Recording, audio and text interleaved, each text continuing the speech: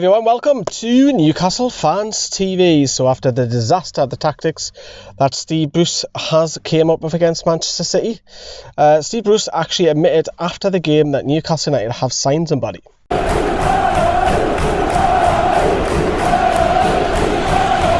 Yeah, you heard that right. We have signed somebody officially this time. It hasn't been sources, local media, all that clickbait, none of that. We actually have signed someone. It's not a massive surprise. Rob Elliott's obviously left the club and Mark Gillespie has came in. We put this on with Twitter a good couple of months back now that he was rumoured. And Steve Bruce admitted straight after the game against Manchester City that the lad Gillespie was on the books at Newcastle as a youngster and then went out to ply his trade. And of course Gillespie's been around the lower leagues in England and recently in Motherwell, so he's obviously had a loan spell just up the road up to Blyth. He's been on the books across the A69 to Carlisle.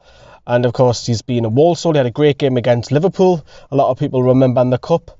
And of course he's been plying his trade in the Scottish Premier League with Motherwell. And now he's a free agent, 28-year-old. From what I've seen of him, his characteristics, he seems to be very much in the mould of Andy Carroll, where he's a bit of a joker. You know, he's a local lad, similar to Andy Carroll. And it's mad to think that 18 months ago we only had one Geordie in the first team. And this could potentially be 5 if you include Gillespie himself, Paul Dummett, the 2 Longstaffs, assuming Matty does stay on, and of course Andy, as I've just mentioned there. So the 5 Geordies, and you've got a Geordie manager. And Matt, I think 18 months ago we didn't have none of that. We only had one Geordie and that's it. Does that give more motivation, give more leaders in the dressing room? Possibly, I would think so. But going back to the story, then Gillespie signed and so obviously Rob Elliott, a long servant. I actually think he will keep his house on in the front row of colour coats, and Gillespie is a case he's going to be battling for Carl Darlow. Darlow's only got 1 year left on his deal. Martin Dubravka's clearly number 1. I know he's made a couple of errors and he's prone to the odd error, but he's got the most saves in the league so far this season because he's a busy goalkeeper. You can't always keep them all out, and Dubravka's a talent. So Dubravka's the number 1, and then you look at the situation with Darlow, 1 year left, as I mentioned. Gillespie will come in. Gillespie will not want to come in and think, well, it's me local team, I want to do well, but he'll be coming in thinking, you know what, I've got a chance here, I'll possibly be at least number 2, and that's what he'll be battling for. I believe it's a 3-year deal, so that'll take him to when he's 31. But he'll be battling Carl Darlow. Look at the situation and think, well, wait a minute, Darlow's only got a year left. Freddie Woodman's out on loan, has had a great spell out at Swansea. And speaking of Woodman as well, he's hinted on that he wants to spend another season at Swansea. So now that Gillespie's come in, I could see that happening. Woodman get him on a longer contract extension, make him, or otherwise he's going to cash in. You're going to have to do something with Freddie Woodman. He can't sit around. He wants to play first team football, and it's the case that a lot of goalkeepers blossom late. So Woodman's still really young, still in his early 20s. It's a case of, Fraser Forster, when he went to Celtic and went to Southampton, he had a great spell, got on the England side, as the son decides to come out. It's been out hiding all day. So it's the first one. Does it affect the takeover? No, it doesn't affect the takeover, whether it happens or not. It's a free signing.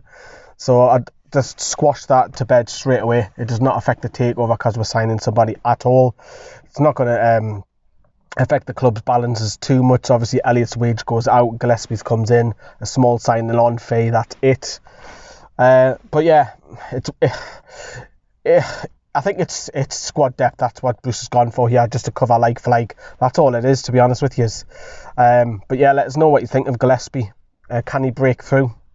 I personally don't think so. I think Dubravka obviously signed a new longer extension not so long ago as well, so I think he'll be battling for Carl Darlow for number 2, and I think Woodman will get another loan out.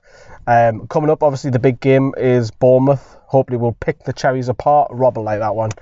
And all the reaction, we've got a preview, a one-man preview, and Kyle's going to be doing that for us.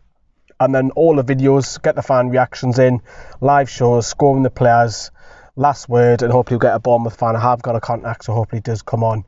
So that's Wednesday, and then we've actually got some cuts, some bloopers. The members of YouTube have already seen that, but you will see it later on this week where there's funny moments that have happened on the channel, mistakes from May and June. So you'll enjoy that one. That's about 7 to 8 minutes, and then we kick in again. It's non-stop into the videos. And of course, if you want to follow me on social media, that's my own personal Twitter. I tweet all about football, but please make sure that you're following the big brand, which is Newcastle Fans TV, on both with Facebook, Instagram and Twitter for all your latest news and videos. Right, that is a wrap, everybody. So, sorry this is a short one because it hasn't been made official on the club's website, but Bruce has come out and said that Gillespie is a done deal. Have a good night. Ta-da. Bye-bye. Hey, you, I saw you from the distance. Hey, you, can we talk?